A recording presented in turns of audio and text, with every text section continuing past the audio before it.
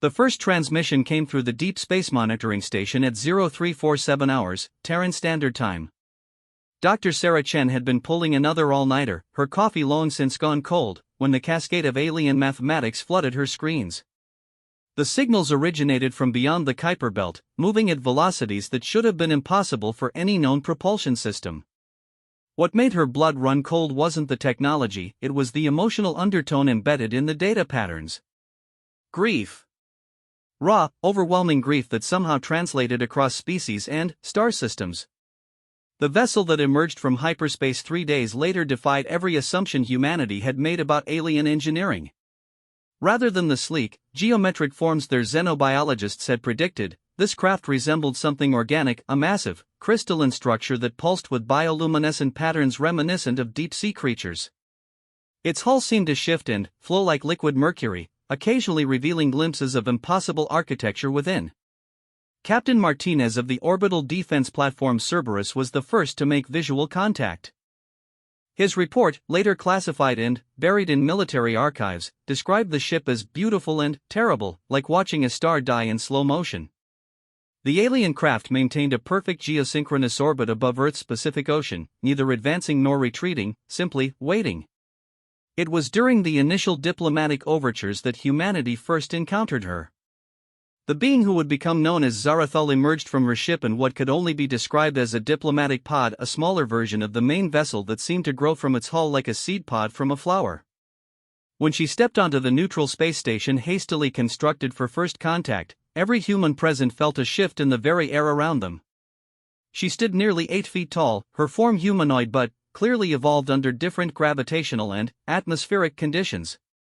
Her skin held the translucent quality of polished obsidian, shot through with veins of silver that pulsed with her alien heartbeat. Forearms emerged from her torso with a symmetry that was both elegant and unsettling, each ending in hands that possessed too many joints and fingers that moved with fluid precision. Her face, while alien, carried an unmistakable expression of profound loss. But it was her eyes that haunted the first contact team's dreams for years to come. Large, multifaceted like those of an insect, they held depths that seemed to reflect not just light, but the weight of entire civilizations. When she looked at the assembled human delegates, those eyes conveyed a message that needed no translation: she had seen too much, lost too much, and trusted too little. The translation matrices took weeks to calibrate, but her first intelligible message to humanity was as clear as it was heartbreaking: my people are gone. My mate is gone. My children are gone. I am the last. Dr. James Morrison, the lead xenolinguist, later described that moment as the most profound communication failure and success of human history. They had successfully translated her words, but the full weight of what she carried, the extinction of an entire species, the loss of everything she had ever loved, proved incomprehensible to minds that had never faced such absolute desolation. The Zephyrian civilization, as she called her people, had spanned 17 star systems and existed for over 50,000 years. They had been explorers, philosophers, and builders of impossible beauty. Their cities had floated in the atmospheres of gas giants, their art had been woven from the very fabric of spacetime, and their poetry had been composed in the gravitational resonances between binary stars. All of it was gone, consumed by what she called the hunger, a cosmic entity that devoured not just matter and energy, but the very concepts of love, hope, and connection that bound civilizations together. She had escaped only because she had been on a deep space research mission when the hunger found their core worlds. By the time she returned, 17 star systems held nothing but empty space and the fading echoes of her people's final transmissions. For 3 centuries, she had wandered the galaxy as the sole keeper of Zephyrian knowledge, culture, and memory. The weight of carrying an entire species' legacy had nearly broken her. The human diplomatic corps tried everything. They offered sanctuary, resources, technology sharing, even the possibility of attempting to clone her people from genetic samples she carried.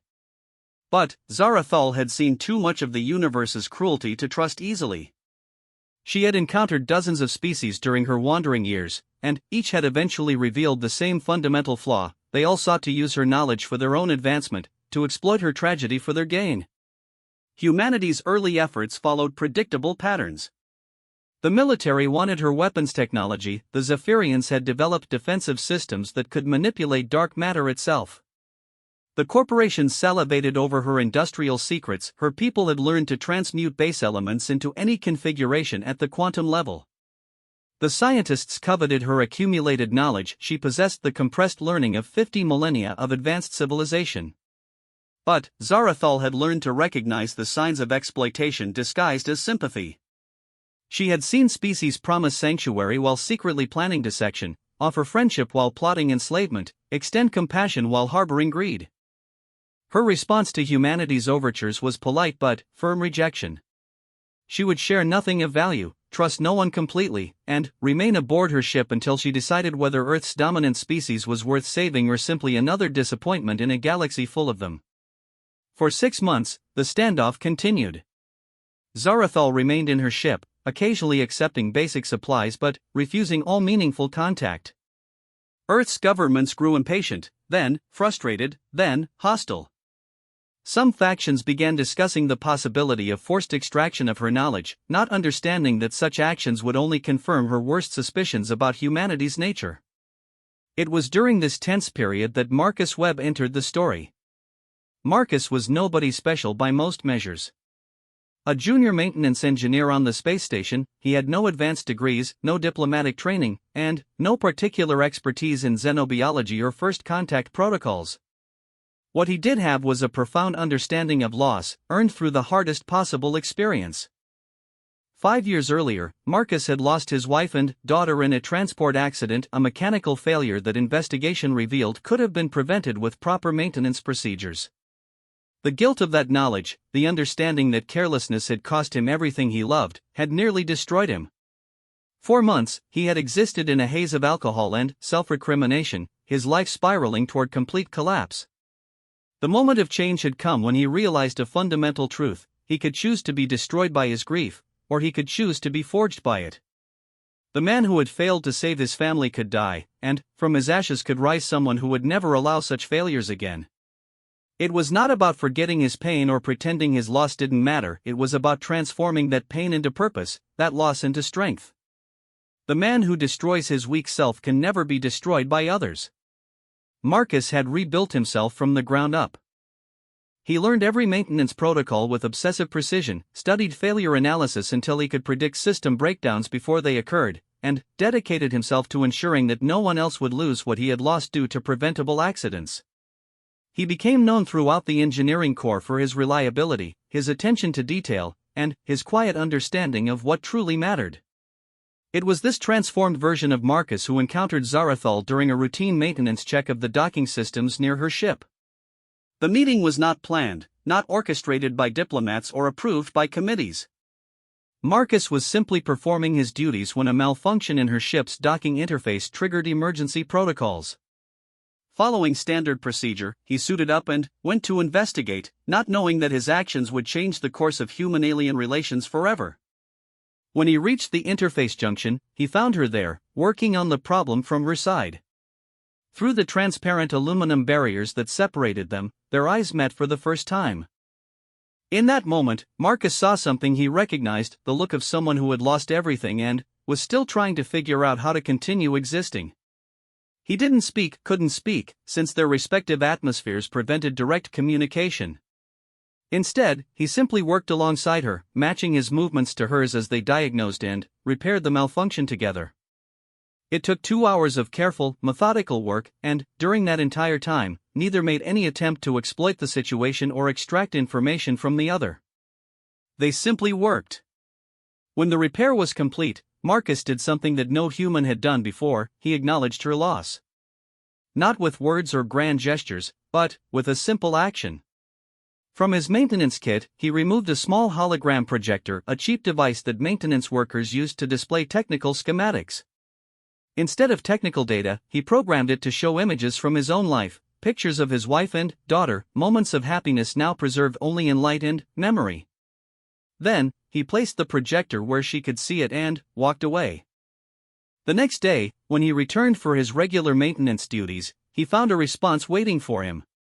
Somehow, Zarathal had modified the hologram to display images of her own lost family, beings of impossible beauty and grace, shown in moments of joy that were now separated from her by centuries and the vastness of space. Below the images, she had added text in halting but recognizable English, "I understand." This began an unlikely correspondence between a grieving alien widow and a human maintenance engineer. They had no common language initially, no shared cultural references, and no diplomatic framework to guide their interactions. What they had was a shared understanding of loss and a hard-won knowledge that survival required transformation. Their early communications were simple: technical discussions about her ship's systems, basic information about their respective species, careful explorations of each other's emotional landscapes. Marcus never asked for her advanced technology or scientific knowledge. He never pressed for information about her people's capabilities or tried to leverage their growing friendship for political gain. He simply talked with her. As weeks passed, their conversations deepened.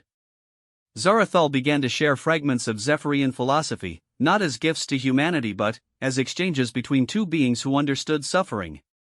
She spoke of the concept of Veltar, the Zephyrian belief that true strength came not from avoiding pain but from allowing it to reshape you into something harder and more resilient than before. Marcus, in return, shared his own hard-learned wisdom about grief and transformation.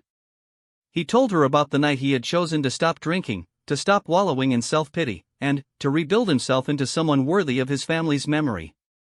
He explained his philosophy that the man who destroys his weak self can never be destroyed by others, that by choosing to transform rather than be transformed by external forces, a person could find a kind of invincibility. Their conversations often took place during Marcus's maintenance shifts, conducted through modified communication systems that Zarathal had quietly upgraded to allow real-time translation. They talked about loss and memory, about the weight of carrying on when everything you love is gone, about the difference between being broken and being remade. It was during one of these conversations that Zarathal first mentioned the hunger. Part 2, The revelation. The revelation came not as a dramatic disclosure but as a quiet admission between friends. Marcus was performing routine diagnostics on the docking bay's atmospheric processors when Zarathal's voice came through his communicator with unusual hesitation. "Marcus," she began, using the human name she had learned to pronounce with careful precision, "I must tell you something that I have told no other being in this galaxy. The entity that destroyed my people, it is not merely a cosmic phenomenon. It is coming here." The diagnostic tool slipped from Marcus's suddenly numb fingers, clattering against the metal deck plates. Through the observation port, he could see Zarathal in her environmental suit, her forearms moving in what he had learned were gestures of deep distress among her people. "How long?" he asked, his voice steady despite the ice forming in his veins. "My ship's long-range sensors detect distortions in spacetime approximately 17 light-years from your solar system. The hunger moves slowly when sated, but it is methodical. It will arrive within 2 of your decades, perhaps less." Marcus closed his eyes, feeling the familiar weight of responsibility settling on his shoulders. He thought of his wife and daughter, of the billions of humans who had no idea their entire species had been marked for extinction by a cosmic entity beyond their comprehension. Then, he thought of Zarathal, alone and carrying the weight of her entire civilization's destruction. "Why are you telling me this?" he asked finally. Through the communications link, he heard something that might have been Zephyrian laughter, a sound like crystal chimes in a gentle wind, tinged with sadness. "Because you are the only human who has spoken with me about loss without asking what you might gain from it. Because you understand what it means to be broken and choose to rebuild rather than remain shattered. And because..." She paused, her multifaceted eyes reflecting the station's lights like scattered stars, "because I believe you might be strong enough to hear the truth." The truth was more terrible than Marcus could have imagined.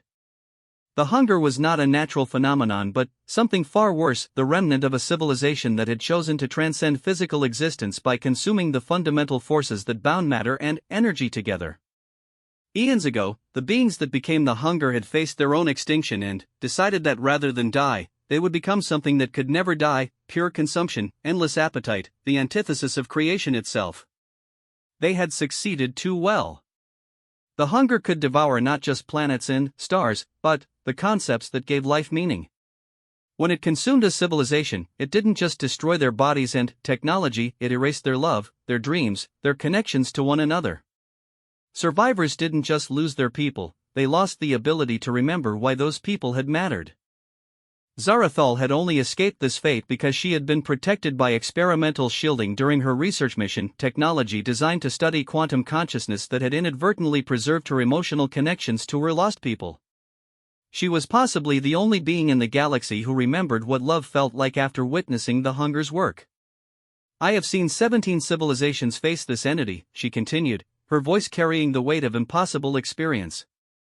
Each responded according to their nature. The militant species gathered their fleets and fought with weapons that could crack planets. The Hunger consumed their aggression and grew stronger. The pacifist races tried to negotiate or hide. The Hunger found them anyway. The transcendent beings attempted to ascend to higher dimensions. The Hunger followed them there too.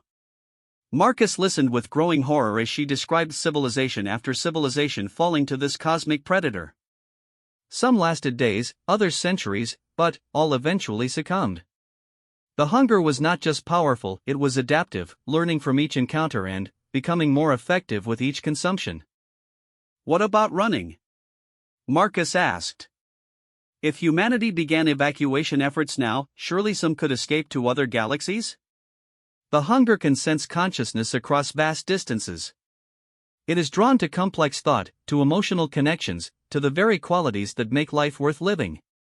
Fleeing only delays the inevitable and ensures that when the end comes, it comes to scattered, weakened populations that cannot mount any defense. The implications were staggering. Humanity faced an enemy that was not just physically superior but conceptually invincible. Every strength they possessed, their creativity, their emotional connections, their will to survive, would only serve to attract and feed their destroyer. Then, why warn us at all? Marcus asked, though part of him already suspected the answer. Because in all my travels, in all the civilizations I have studied in the wake of their destruction, I have never encountered a species quite like humanity. You are young, chaotic, and seemingly weak compared to many of the galaxy's powers. But you possess something that all those mighty civilizations lacked. Which is? You understand that true strength comes from choosing to be transformed rather than being transformed against your will.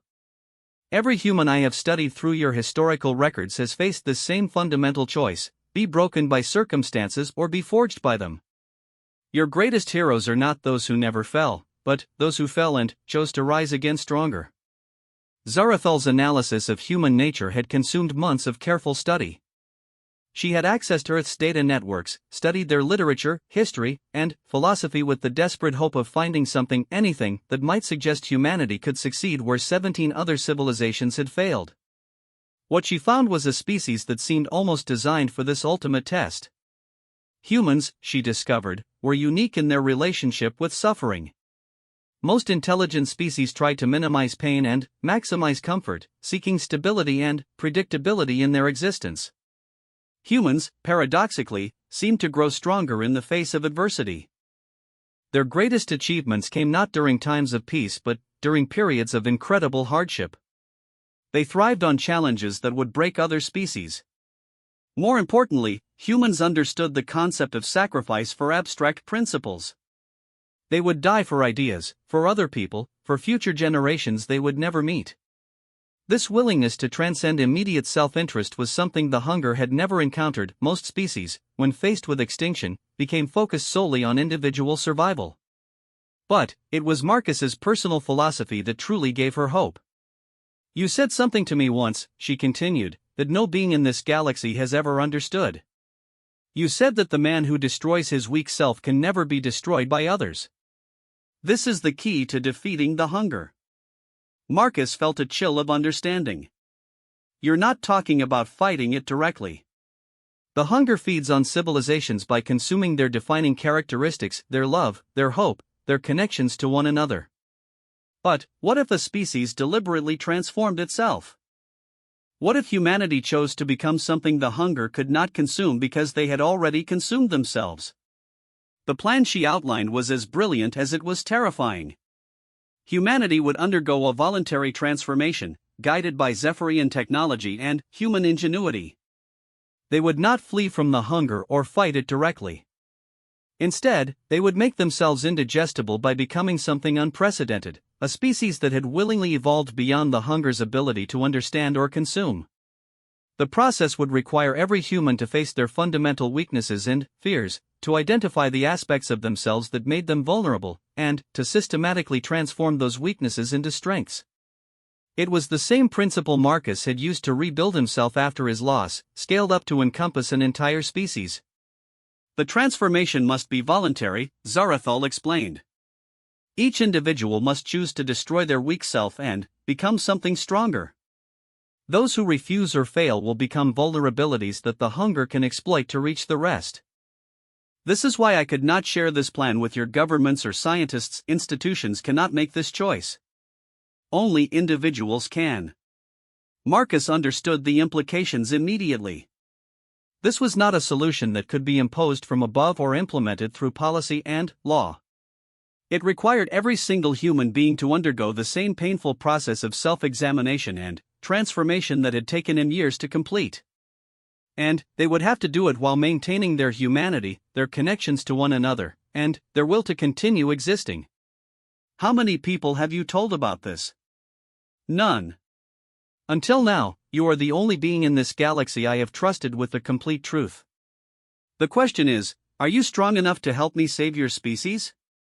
Marcus looked out at the stars through the observation port, thinking about the billions of human lives hanging in the balance. He thought about his wife and daughter, about the promise he had made to himself to never again allow preventable tragedy to occur on his watch. He thought about the man he had been before his loss, weak, careless, unaware of what truly mattered, and the man he had become through the crucible of grief and choice. What do you need me to do? Over the following weeks, they developed a plan that was as ambitious as it was desperate. Marcus would serve as Zarathul's primary contact with humanity, carefully identifying and recruiting individuals who showed the potential for the kind of transformation the species would need. They would start small, building a core group of people who understood both the threat and the solution. The selection criteria were specific. They needed people who had already undergone significant personal transformation, who understood that true strength came from overcoming weakness rather than avoiding it.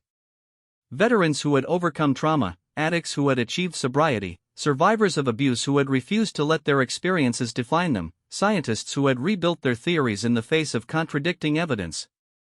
Most importantly, they needed people who could inspire others to undertake the same journey of self-transformation. Marcus began his recruitment carefully, using his position on the space station to identify potential candidates among the crew. He started with Dr. Sarah Chen, the astronomer who had first detected Zarathul's arrival. Her reaction to the revelation was typical of what would follow. "You're talking about fundamentally changing what it means to be human," she said after hearing the complete plan. "No," Marcus replied, "I'm talking about becoming the best possible version of what it means to be human. The hunger feeds on weakness, fear, and division. What if we became a species defined by strength, courage, and unity?" Dr. Chen spent 3 days considering the proposal before agreeing to help. Her expertise in deep space phenomena made her invaluable in understanding the hunger's approach, while her personal journey of overcoming imposter syndrome and self-doubt gave her the credibility to help others understand the transformation process. One by one, they recruited others. Commander Sarah Torres, a military officer who had overcome PTSD to become an advocate for mental health in the service. Dr. Michael Okafor, a psychologist who had developed new therapies for trauma recovery based on his own experience surviving genocide. Maria Santos, an engineer who had rebuilt her entire life after losing everything in a natural disaster. Each new recruit brought their own perspective and expertise to the growing movement, but, more importantly, they brought proof that the kind of transformation they were asking for was possible. They were living examples of humans who had faced their greatest weaknesses and emerged stronger. The group they assembled became known as the Foundation, not because they sought to build an organization, but because they understood they were laying the groundwork for humanity's survival. They met in secret, not from any desire for conspiracy but from the practical recognition that their message could only be shared with people who were ready to hear it. Their first challenge was developing a systematic approach to personal transformation that could be taught and replicated across billions of people. This required combining Zephyrian understanding of consciousness evolution with human expertise in psychology, education, and social dynamics. Zarathul provided crucial insights into the nature of consciousness itself, sharing Zephyrian techniques for identifying and transforming fundamental personality patterns. Her people had developed these methods over millennia as part of their spiritual and intellectual evolution, never imagining they would become weapons in a war for species survival. The human members of the Foundation adapted these techniques for their species' psychological structure, creating a framework that could help individuals identify their core weaknesses and systematically transform them into strengths. The process was neither easy nor quick. True transformation never was, but it was achievable for anyone willing to commit to the work. As their understanding deepened, they began to realize that humanity's salvation would require more than individual transformation. The species would need to evolve new forms of social organization, new ways of making decisions and resolving conflicts, new approaches to science and technology that were based on strength rather than exploitation. They were not just trying to save humanity, they were trying to help it become worthy of being saved. Part 3, The Transformation. The first public revelation came exactly 18 months after Marcus and Zarathul's initial conversation. By then, the Foundation had grown to include nearly 200 carefully selected individuals spread across Earth and its orbital facilities. Each had undergone their own transformation process and had successfully guided at least 5 others through the same journey. The mathematical progression was intentional. They were building not just a movement but a method of exponential growth. Dr. Chen made the announcement at the Global Astronomy Conference, her presentation titled Extraterrestrial Contact and Species-Level Evolutionary Imperatives. To the assembled scientists, diplomats, and media representatives, she revealed the existence of Zarathul, the hunger, and the timeline of Earth's impending encounter with extinction. The reaction was everything they had expected: disbelief, panic, denial, and, ultimately, desperate demands for Zarathul to share her advanced technology so humanity could mount a traditional defense. The solution is not technological, Dr. Chen explained to the increasingly agitated audience. The hunger has consumed civilizations with technology millions of years more advanced than our own. Our survival depends not on what we can build, but on what we can become. The weeks that followed were chaotic beyond imagination. Governments demanded access to Zarathul and her ship. Religious leaders proclaimed everything from the end times to a new age of enlightenment. Scientists demanded proof, politicians demanded options, and billions of ordinary people demanded explanations for why their comfortable assumptions about the universe had suddenly become irrelevant. Through it all, Zarathul remained aboard her ship, communicating only through the Foundation members who had proven themselves capable of understanding her message. She refused all demands for her technology, all attempts at coercion, and all offers of traditional alliances. Her position remained consistent: humanity's salvation lay not in external assistance but in internal transformation. The government's response was predictably counterproductive. Military forces surrounded Zarathul's ship. Though they made no aggressive moves, her defensive capabilities made any direct assault tantamount to suicide. Intelligence agencies infiltrated the Foundation, though they found nothing to exploit since the transformation process itself was freely shared with anyone genuinely committed to undertaking it.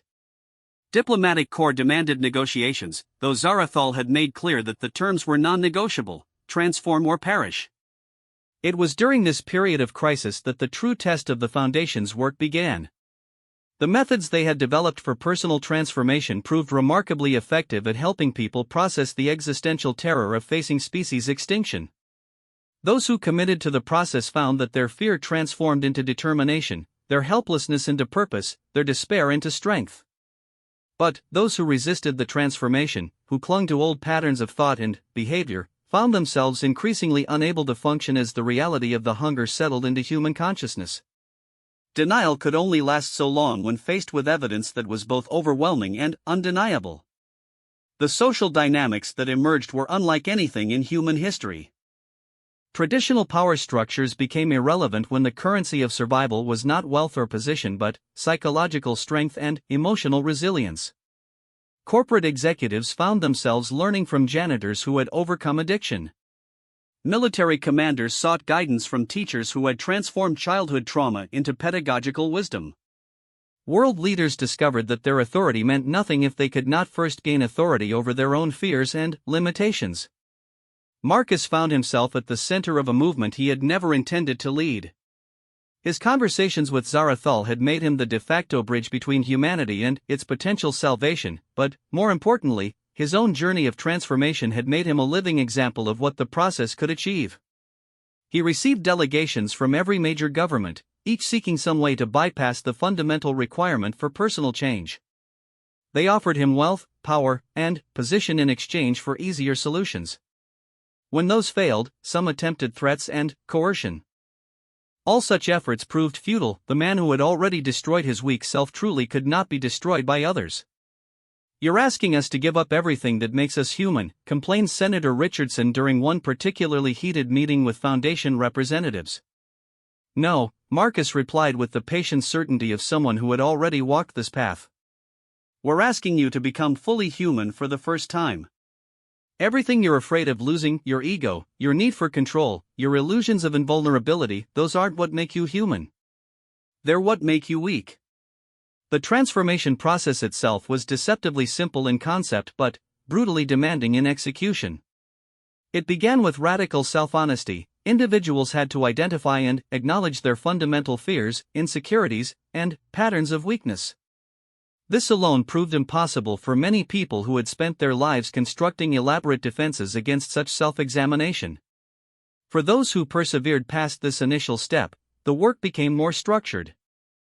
Using techniques adapted from Zephyrian consciousness manipulation and human therapeutic practices, individuals learned to systematically deconstruct their psychological vulnerabilities and rebuild them as strengths. Fear of failure became drive for excellence. Need for approval became inner confidence. Anger at injustice became passion for positive change. Grief over loss became appreciation for what remained. Each weakness, when properly understood and transformed, revealed itself to be a strength that had been misdirected or suppressed. The process was not without casualties. Some individuals, faced with the magnitude of change required, suffered psychological breaks. Others became so focused on their own transformation that they lost connection with the broader purpose. A few deliberately sabotaged their progress, preferring familiar misery to unfamiliar strength. But, for every failure, there were dozens of successes. People who had struggled their entire lives with depression found themselves filled with purpose. Individuals who had been paralyzed by anxiety discovered reserves of courage they had never known existed. Those who had felt disconnected from others developed profound empathy and understanding. The changes were not merely psychological. As humanity began to transform itself on a massive scale, the effects rippled through every aspect of civilization. Economic systems based on exploitation and artificial scarcity gave way to models focused on genuine value creation and equitable distribution. Political structures rooted in division and conflict evolved toward collaborative problem-solving and consensus building. Scientific research, freed from the constraints of ego and institutional politics, began advancing at unprecedented rates. Art and literature flourished as creators drew from depths of human experience that had previously been considered too painful or difficult to explore. Education transformed from a system of information transmission to one of wisdom cultivation. But, perhaps most importantly, humanity began to develop a new relationship with suffering itself. Where once pain had been something to avoid or medicate away, it became recognized as a signal for necessary growth. Challenges that would have previously divided communities became opportunities for collective strengthening.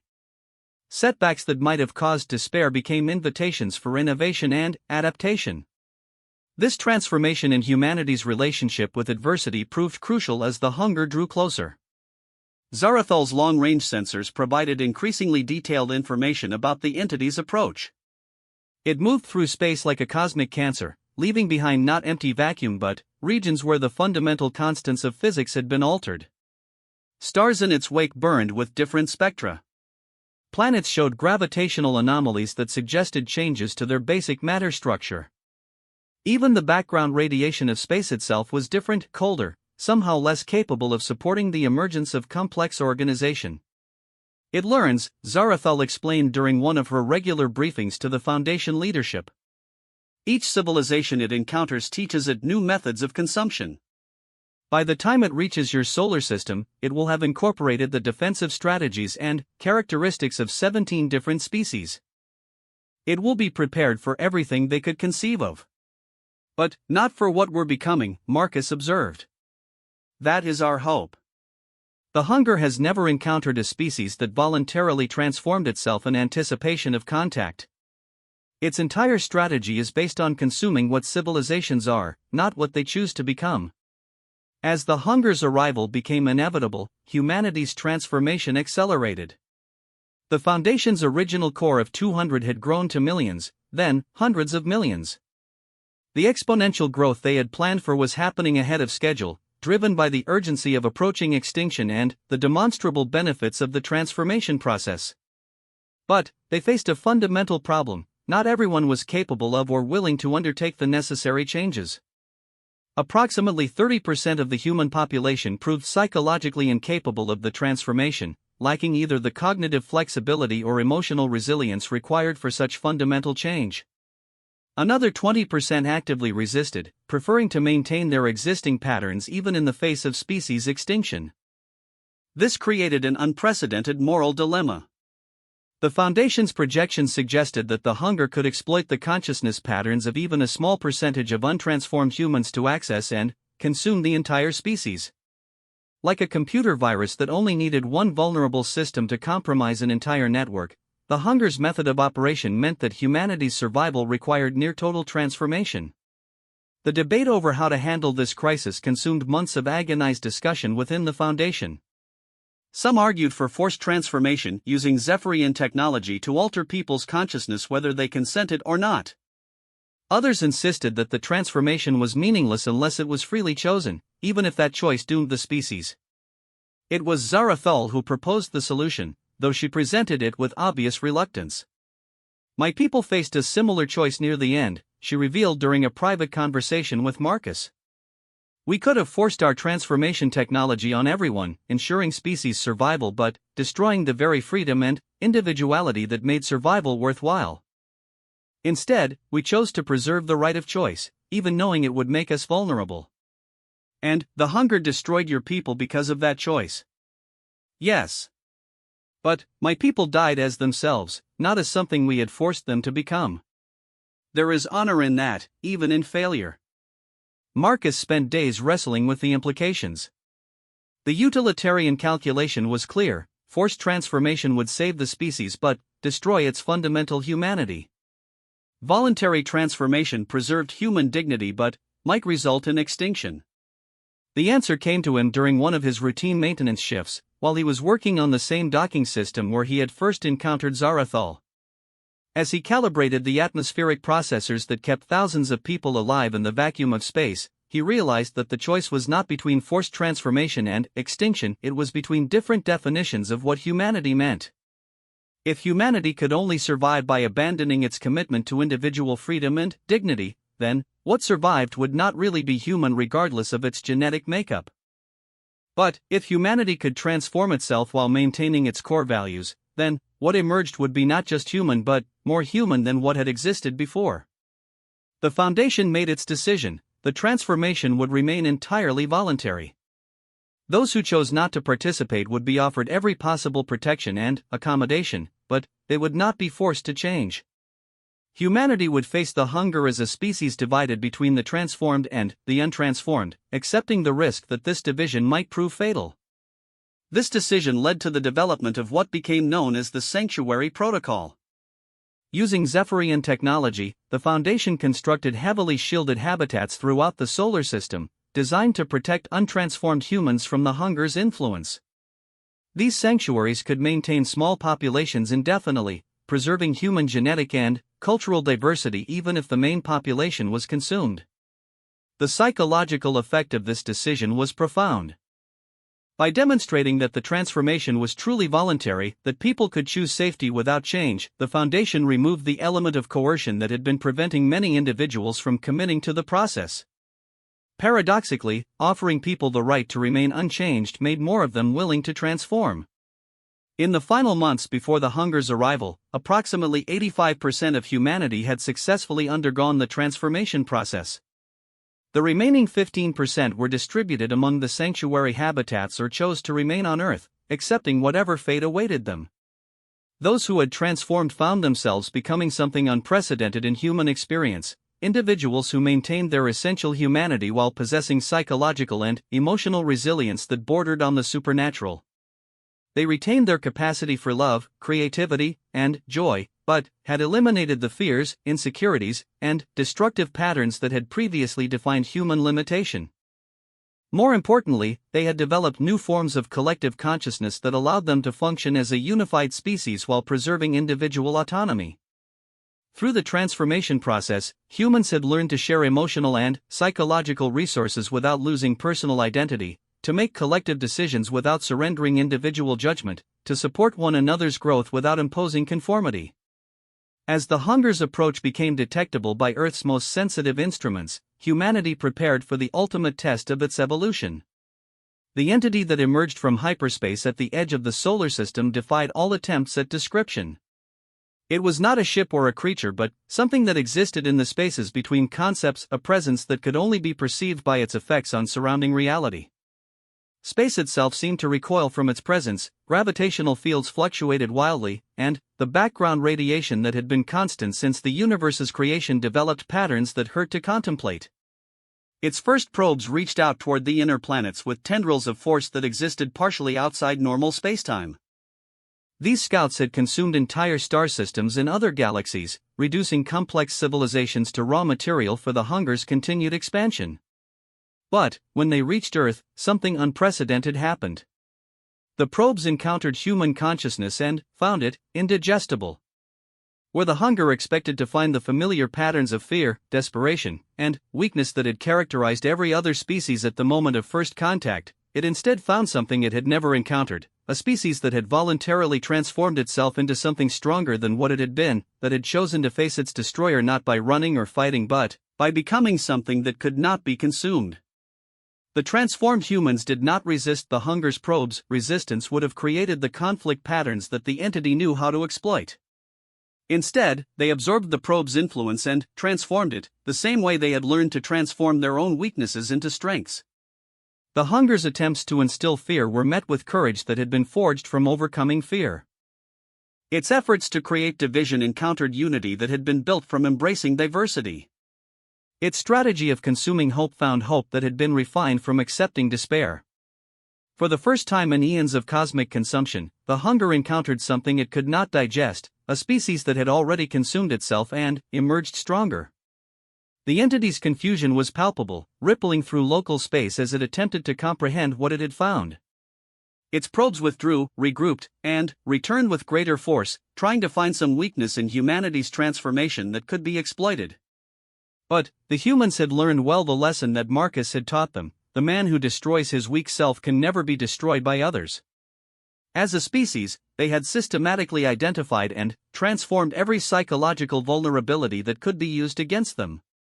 What remained was not invulnerable, nothing could be, but it was anti-fragile, growing stronger under stress rather than weaker. The final confrontation lasted 17 hours and 23 minutes, though those who experienced it reported that time seemed to flow differently during the encounter. The hunger through the combined might of 17 consumed civilizations against humanity's transformed consciousness, seeking any crack in their psychological armor that could be widened into conquest. The attack was not physical but conceptual, targeting the very ideas that held human civilization together. The entity attempted to erase humanity's understanding of love, to consume their connections to one another, to devour their reasons for existing. Against any other species, such an assault would have been instantly fatal. But humanity had prepared for exactly this attack by voluntarily undergoing their own version of it. Each human had already faced the dissolution of their weak self, had already survived the apparent death of everything they thought they were, and had already been reborn as something stronger. They met the hunger's assault not with resistance but with recognition. They had been here before and knew how to navigate this transformation. When it was over, the hunger had not been destroyed. Entities like it cannot be destroyed by any force humanity could comprehend. But it had been changed.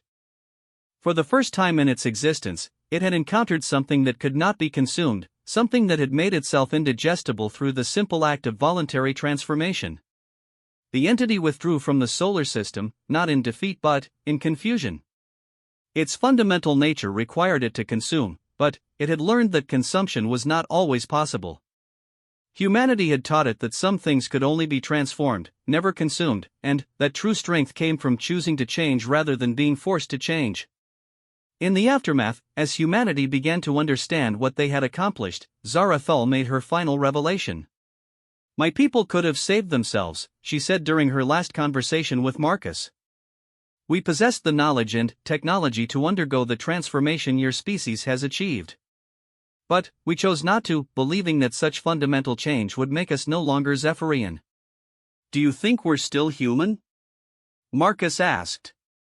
Zarathul's multifaceted eyes reflected the light of stars that would continue burning because humanity had chosen to become worthy of survival. "You are more human than humans have ever been. You have become what your species always had the potential to become, what my people could have been if we had possessed your courage." The transformation had not ended with the Hunger's departure. Humanity had discovered something that no other species in the galaxy had achieved, a method for directed evolution that preserved what was valuable while systematically improving what was weak. They had become a species capable of conscious self-transformation, able to adapt to any challenge by choosing to become something stronger. In the years that followed, they would help other species prepare for their own encounters with cosmic-level threats. They would share the techniques they had developed, not as conquerors seeking to impose their will, but as teachers offering wisdom earned through the crucible of near extinction. But, perhaps most importantly, they had proved a fundamental principle that would guide their development for millennia to come: true invincibility comes not from avoiding transformation but from choosing to transform before circumstances force change upon you. The man who destroys his weak self can never be destroyed by others. Humanity had learned this lesson not as individuals but as a species, and, in doing so, they had become something unprecedented in the galaxy's long history, a civilization that had chosen to evolve not through natural selection but through conscious decision. They remained human, but they had become human in the fullest possible sense, beings capable of infinite growth, endless adaptation, and voluntary transformation in service of their highest values. They had faced the ultimate test of their existence and emerged not unscathed but undefeated, carrying within them the knowledge that no external force could ever again threaten their survival, because they had already survived the only threat that truly mattered, the threat of remaining unchanged in a universe that demanded growth. In the end, Zarathul chose to remain with humanity, not as a teacher or guide but as a student. She had spent centuries wandering the galaxy as the sole keeper of Zephyrian knowledge, but humanity had taught her something her own people had never learned: sometimes the greatest act of preservation is the willingness to be transformed. Together, they looked out at the stars, knowing that somewhere in the vast cosmos, the Hunger continued its eternal journey, seeking new civilizations to consume. But they also knew that it would never again find them unprepared. Humanity had become something that could not be consumed because they had learned to consume themselves, to transform their weaknesses into strengths, their fears into courage, their limitations into opportunities for growth. They had become, in the truest sense, indigestible.